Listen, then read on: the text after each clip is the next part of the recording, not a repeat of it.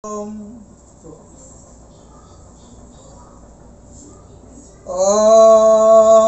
भूर्भुवः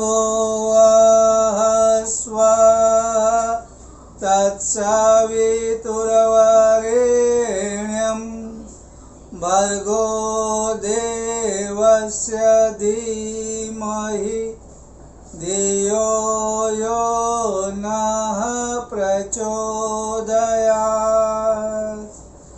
ॐ गुरुर्ब्रह्मा गुरुर्विष्णु गुरुर्देवो महेश्वरः गुरुर्साक्षात् परब्रह्म तस्मै श्री गुरवे नमः। पिछली बार हमने नारद के बारे में बात की। अक्सर नारद की जब बात होती है तो हम कहते हैं कि नारद यानी झगड़ा लगाने वाला।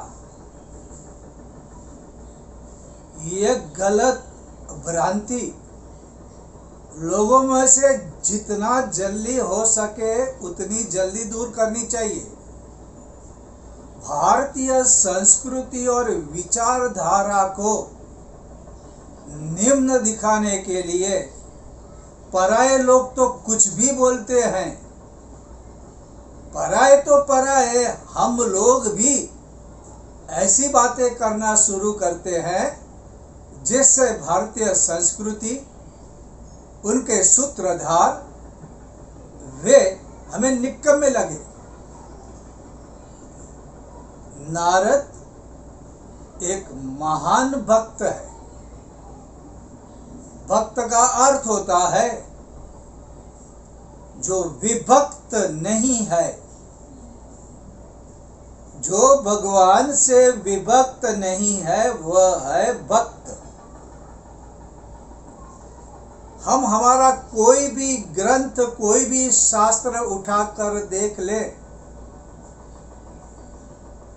नारद जी का वर्ण वहां हमें मिलेगा ही। सभी कथाओं के लगभग वे सूत्रधार हैं। जितने भी महान लोग हुए, जैसे एक वालिया, उसको वाल्मीकि बनाया नारद जी ने। ध्रुव और प्रहलाद इतने छोटे, उन्हें मार्ग दिखाया नारद जी ने। दूसरों की पीड़ा समझकर उस पीड़ा से मुक्ति दिलाने का मार्ग नारद जी दिखाते थे। नारद भक्ति सूत्र, यह भक्ति का दुनिया का सबसे श्रेष्ठ शास्त्र है। हम लोग नहीं जानते तो हमारी गलती है। हम हमारे धर्म, शास्त्र, संस्कृति के बारे में कुछ भी ध्यान नहीं देंगे और अपने आप को महान समझते बैठेंगे तो ये गलत है। नारद के बारे में समझे, और अगर कोई नारद के बारे में ऐसी वैसी बातें करता है तो उसे टोके भी। मेरा क्या जाता है, यह बोल के नहीं चलेगा, क्योंकि हमारी आने वाली पीढ़ी को हमको ये संस्कृति के विचार देने हैं। भारतीय संस्कृति जैसी कोई संस्कृति नहीं है। उनके जितने भी ऋषि हैं, सूत्रधार हैं, अगर उसका हम महत्व समझेंगे, अगर उनकी महानता को समझेंगे, तभी हम आगे वाली पीढ़ी को पहुंचा पाएंगे। हमारा ही कुछ ठिकाना नहीं है। हम ताता थैया तैया करते रहेंगे और फिर बोलेंगे हम हमारी पीढ़ी को क्या दें। इसलिए नारद और जितने भी हमारे सूत्रधार, कथाकार, ऋषि, इनका महत्व समझे, इनके बारे में जाने। नारद जी के बारे में देखेंगे तो पर हित के लिए, परोपकार के लिए वे जिए। परोपकाराय इदम शरीरम, हवा बहती है परोपकार के लिए,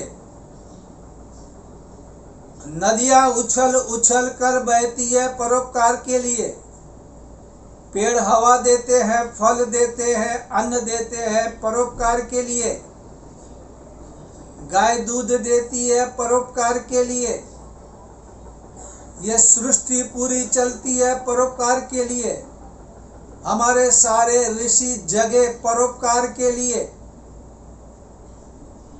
परोपकारायदम शरीरम, ये हमारी भारतीय संस्कृति का मुख्य सूत्र है। और नारद जी वैसा जिए, लोगों से मिले, उनके कष्ट समझे, उनका सॉल्यूशन ला कर दिया।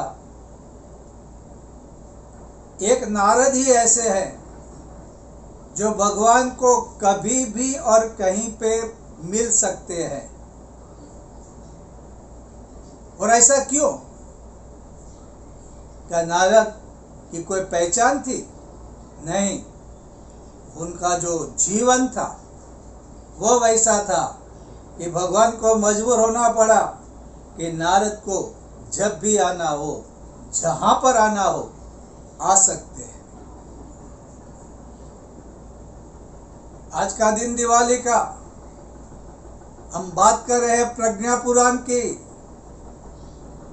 परम पूज्य गुरुदेव के विचार आज के जमाने के अनुरूप, और इसलिए बात निकली नारद की। ये नारद जी की बात करके हमारी जबान पवित्र होती है, हमारी दिवाली सुधरती है, ज्ञान का प्रकाश लोगों तक जाता है, और जो ये ज्ञान का प्रकाश पाएगा वो दीप से दीप जले के अनुसार दूसरों को भी ज्ञान देगा। क्या आप ये बातें दूसरों को नहीं कहोगे? मेरा क्या, ऐसा सोचकर निठल्ले बैठे रहना नहीं है किसी को। विचार क्रांति की आग को फैलाओ, इसकी रोशनी जन जन तक, गांव गांव तक, घर घर तक पहुंचाओ। दिवाली में हमारा ये काम है। स्थूल दीपक तो जलाने हैं, लेकिन साथ साथ में ज्ञान का प्रकाश भी फैलना चाहिए। अभी नारद जी के बारे में प्रज्ञा पुराण के प्रारंभ में परम पूज्य ने जो लिखा है उसके बारे में बात करेंगे। एक नियम फिर से बात करें। नारद जी को भगवान को जहां भी मिलना है, जब भी मिलना है, मिल सकते हैं। ऐसा क्यों? इसलिए लिखा गया है प्रथम श्लोक में, उनका जो व्यक्तित्व है उसमें सबसे पहली बात, प्रज्ञा पुराण के प्रारंभ में प्रथम श्लोक में, नारद मुनि का जीवन लोक कल्याण कृत है। पहली बात, लोक कल्याण कृत, यानी कि लोक कल्याण में संलग्न है। Is engrossed in doing good for others, दूसरों का भला, दूसरों का कल्याण करने में वे पूरे के पूरे संलग्न है, एनग्रोस्ड है, बिजी है। देखो, अगर आप चाहते हैं आप भी प्रभु से मिल पाए, प्रभु से बातचीत कर पाए, प्रभु की अनुभूति जब चाहे तब लेना चाहे, तो आपको भी नारद जी की तरह जीवन जीना पड़ेगा। तो पहला सूत्र हमने लिखा, be engrossed busy in doing good for others. हमेशा अपने आप को दूसरों की भलाई के कार्य में संलग्न रखे, दूसरों की भलाई करते रहे, अर्थात दूसरों की बुराई तो नहीं करनी है, कभी भी नहीं करनी है, गलती से भी नहीं करनी है। दूसरों की बुराई करने की आदत ये बहुत बेकार है, इससे तुमको दुख ही मिलने वाला है। भगवान क्या, शैतान मिलेगा तुमको। तो दूसरों का बुरा तो करना नहीं, सबकी भलाई करनी, सबकी भलाई।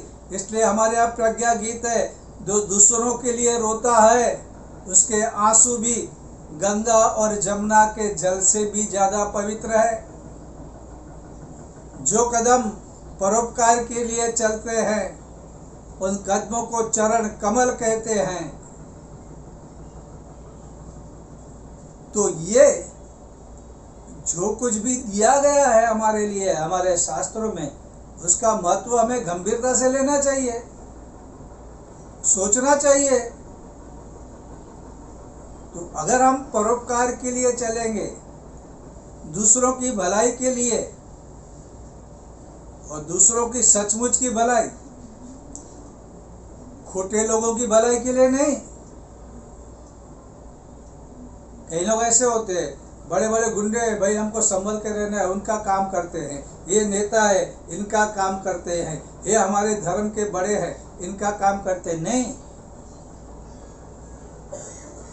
आपको उन्हीं की भलाई करनी है जो सही है, कोई भी गलत काम नहीं करना है। ध्रुव का काम था, सही था, नारद जी ने किया। प्रहलाद बच्चा था, किया। वालिया इतना बड़ा गुंडा, लुटेरा, लेकिन नारद जी ने सिखाया, मरा मरा मरा बोल, मरा मरा मरा, राम राम राम राम हो गया। और फिर रामायण जो आज भी हमारा जीवन सुधारती है, ये राम। तो नारद जी का अगर आप भागवत पढ़ेंगे तब भी आपको नारद जी के बारे में मालूम पड़ेगा। जैसे मैंने कहा कि ये हमारे कभी कभी ये पराये लोग, कभी कभी हमारे सिनेमा वाले मूर्ख लोग, और कभी कभी उनको सुन के हमारे में से लोग भी होते हैं, ये तो नारद है, झगड़ा लगाता है, ऐसा बोलते हैं। बंद करो, जितना जल्दी होता है उतना। अगर ऐसा बोलते हैं उनको भी समझाओ, ये क्या बोल रहे हो।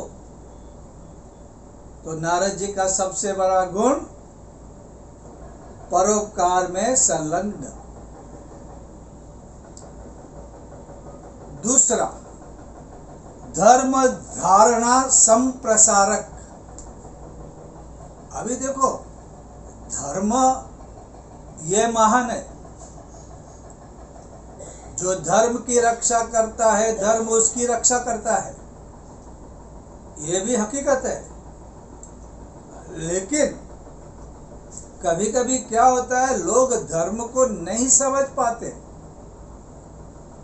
अधर्म को धर्म समझते हैं, अंधश्रद्धा को श्रद्धा समझते हैं, अनास्था को आस्था समझते हैं, और गलत कार्यों को सही कार्य समझते हैं। ऐसे ऐसे कार्य करते हैं जिससे नुकसान होता हो।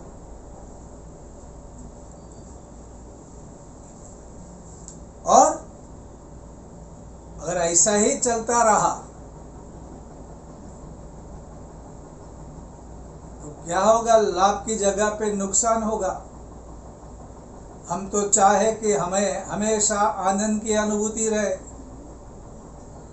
भगवान का अनुभव होता रहे, तो कितना फर्क हो सकता है।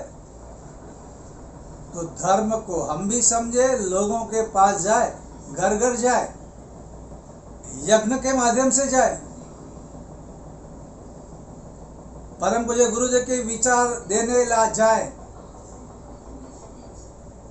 उनका साहित्य पहुंचाने जाए, और तब उनसे बात करें धर्म के बारे में, धर्म के अंदर जो भ्रांतियां हैं उसे दूर कर कर उन्हें धर्म का सही रूप जो हमने परम पूज्य गुरुदेव के साहित्य पढ़ के प्राप्त किया है वो लोगों को दे। और वैसा हम कर सकते हैं। मुझे याद है डॉक्टर त्रिपाठी जी कल्याण में 25 कुंडी गायत्री यज्ञ करवाने के लिए आए थे। ये कार्यक्रम रखा था हम लोगों ने कौन में। 5 दिन कार्यक्रम चला, जबरदस्त कार्यक्रम होता रहा। कार्यक्रम पूरा हुआ, अंतिम दिन हुआ और हम एक घर में जहाँ पे त्रिपाठी जी ठहरे हुए थे हम लोग बैठे थे। इतने में एक बहन जी आई और उन्होंने कहा मुझे डॉक्टर त्रिपाठी से मिलना है। मैं 5 दिन तक मैंने उपवास किया, मैं भोजन उनके हाथों से करूंगी। जब मैंने त्रिपाठी से बात की तो उन्होंने बोला ये क्या है, ये तो अच्छा है मैं अभी ठहरा हूँ, मैं अगर चला जाता तो उस बहन को बुलाया। उस बहन को बुला के बोला कि ये तूने 5 दिन खाना नहीं खाया, इससे तुझे कुछ फायदा हुआ, समाज को कुछ फायदा हुआ, तेरे गांव को कुछ फायदा हुआ, तेरे खानदान को कुछ फायदा हुआ? अगर मैं चला जाता तो तू क्या करती? तो बोलती मैं भूखे मरती। तो बोलती ये क्या माजरा है? अगर धर्म के बारे में ऐसी ही बातें करनी है तो फिर क्या अर्थ है? ऐसी कोई कसम मत खाओ जिससे न समाज को फायदा, न देश को फायदा, न धर्म को फायदा, न परम पूज्य गुरुदेव के युग में उनका फायदा हो। तो ऐसी अंधश्रद्धा, ऐसी विचित्र बातें, ऐसी उलझने पैदा करके क्या होगा? डॉक्टर त्रिपाठी अनुभवी, उन्होंने सचमुच में पूरी दुनिया देखी तो उन्होंने अच्छी तरह उनको समझाया। लेकिन कभी कभी ऐसे संकल्प और ऐसी बातें पकड़ ली तो हमारा काम क्या है? ऐसी जो भ्रांतियां धर्म में पैदा करते हैं लोग, तो उन भ्रांतियों को दूर करने का काम है। क्योंकि अंधश्रद्धा लोगों में आराम से आ जाती है, पनपती है। तो हमारा काम होता है परम पूज्य गुरुदेव के विचारों को पढ़े और लोगों तक पहुंचाए, यज्ञ के माध्यम से या और किसी माध्यम से ये भ्रांतियां दूर करने का प्रयत्न करें, ये भ्रांतियां दूर करें। तभी हम नारद जी का काम करने वाले होंगे और प्रभु कृपा बरसेगी हम पर। अब तीसरी बात यह है वृत्ति यायावर। वृत्ति व्यावर का मतलब क्या होता है? एक जगह कहीं पर नहीं रुकते, अटैचमेंट, मोह नहीं। अरे इधर खाना अच्छा मिल रहा है, इधर रहने की व्यवस्था अच्छी है, इधर के लोग अच्छे हैं, चलो और ज्यादा रहते हैं। ये जो लालच आती है आदमी में, अटैचमेंट जो आ जाती है, उससे आदमी लोभी भी बनता है और कभी कभी ऐसे भी कोई कार्य करता है जो नहीं करने चाहिए। जो परम पूज्य गुरुदेव ने कहे थे वैसा जीवन नहीं जी रहे। तो ये कभी किधर रुकते नहीं थे। जैसा ही अपना काम है, जैसा ही राह दिखाना है, जैसे ही मार्ग दिखाना है, वे मार्ग दिखाते और फिर चले जाते। ये उनका काम। तो देखो ये भी एक है प्रभु कार्य करने के लिए कहीं पे भी जाना पड़े जाए, यहीं पे ही जाएंगे, वहीं पे जाएंगे, यहाँ पे अच्छा है तो यहाँ पे जाएंगे, यहाँ पे दिक्कत है तो यहाँ पे नहीं जाएंगे, ऐसा नहीं। जिधर भी जाना पड़े जाए, काम पूरा करे। कहीं पे बहुत अच्छी फैसिलिटी है तो वहाँ पर रुक जाए 15 दिन के लिए, चलो, तो वो भी गलत है, वो भी गलत। कहीं पे भी अपने आप को बांधो मत, कहीं पर रुको मत। ये वृत्ति आया, ये परम पूज्य गुरुदेव ने कहा है, नारद जी में थी। अच्छा, अभी इसके बाद अव्याहत गति, मतलब ये इनको वरदान के रूप में मिली। जिधर भी जाना है, जहां भी जाना है, जा सकते हैं, क्योंकि ऊपर के जो 3 गुण उन्होंने दिए तो कुदरत ने या भगवान ने उनको ये वरदान दिया, तू किधर भी आ, कहीं पे भी आ, भगवान कभी दरवाजा बंद नहीं करेंगे, आ जा। उसी तरह जो इंसान भी नारद मुनि के गुण अपनाएगा, वो जब भी चाहेगा, जब भी कहीं पे, वह भगवान से, भगवान की अनुभूति, भगवान का स्पर्श, भगवान का मार्गदर्शन वह प्राप्त कर पाएगा, वो प्राप्त कर पाएगा। तो इस तरह से हमें नारद मुनि के गुण जो हैं, ये जीवन में अपनाने चाहिए। अब ये प्रज्ञा पुराण की प्रारंभ की बातें हैं। उसके बाद एक प्रसंग प्रज्ञा पुराण में दिया हुआ है। नारद जी एक बार कहीं आवागमन कर रहे थे,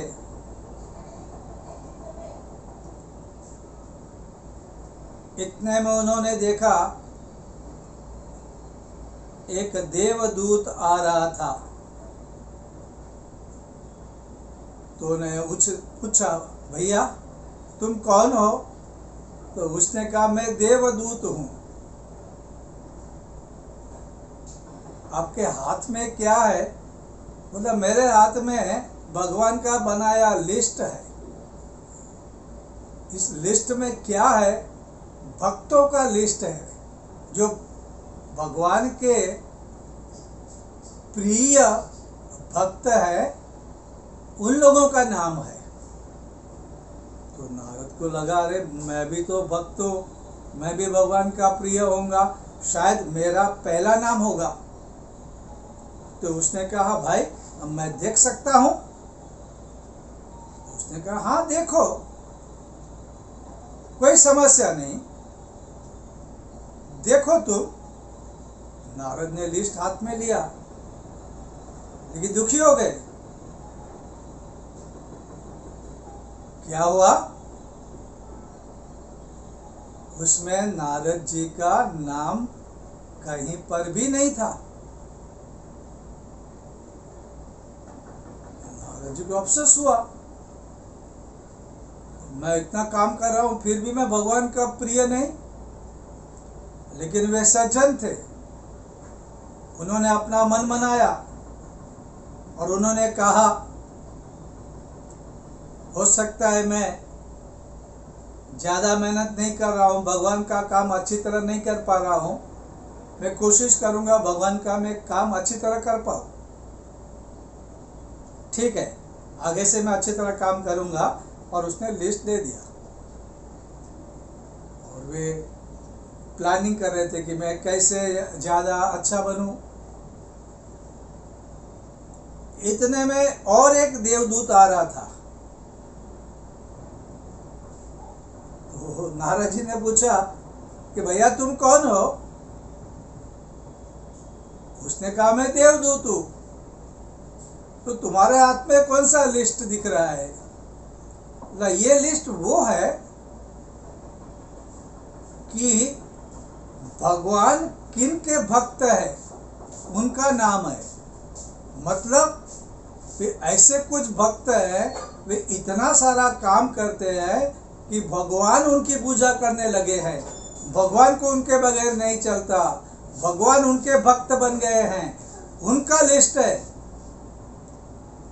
तो नारद जी ने कहा कि भैया मैं देख सकता हूं क्या? उन्होंने अपना तो नाम नहीं सोचा था, लेकिन उन्होंने कहा देखते हैं किसका नाम आता है। तो जैसे ही उन्होंने लिस्ट हाथ में लिया, नारद जी का नाम सबसे पहले प्रथम। जब नारद जी बहुत खुश हुए, यानी भगवान ने पहले नंबर का भक्त मुझे गिना है और भगवान मुझे याद करते हैं, भगवान मुझे याद करते हैं, और उन्हें बहुत खुशी हुई। यहाँ पर कहने का तात्पर्य यही है कि नारद जी श्रेष्ठ भक्त थे, भगवान उसको याद करते थे।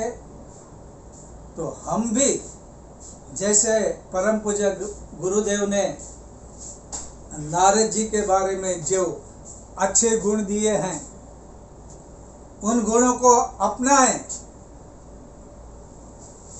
उन गुणों को जीवन में लाए, तो भगवान का एहसास हमें हमेशा मिलते रहेगा और जीवन में आनंद रहेगा, प्रभु कार्य करने की मजा आएगी। तो और क्या चाहिए? और मैं आपको एक बात बताऊं, ये आउट ऑफ द वे बात है। भगवान की भक्ति करता है और परोपकार करता है, वो भगवान की कृपा से हमेशा प्रोटेक्टेड रहता है।